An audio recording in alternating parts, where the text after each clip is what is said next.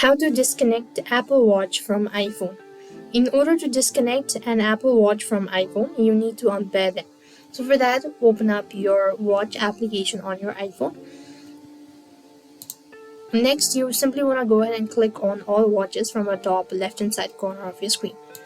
As you do it so, then you want to go ahead and locate the particular watch that's connected. Click the I button, and after you click on the I button, you will be able to find these options as Unpair and select Unpair Apple Watch. You'll be prompted to confirm and may need to enter your Apple ID password as well.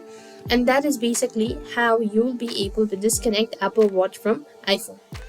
So follow the on-screen prompt, and that's all. I hope the video was helpful. Make sure to like, share and subscribe.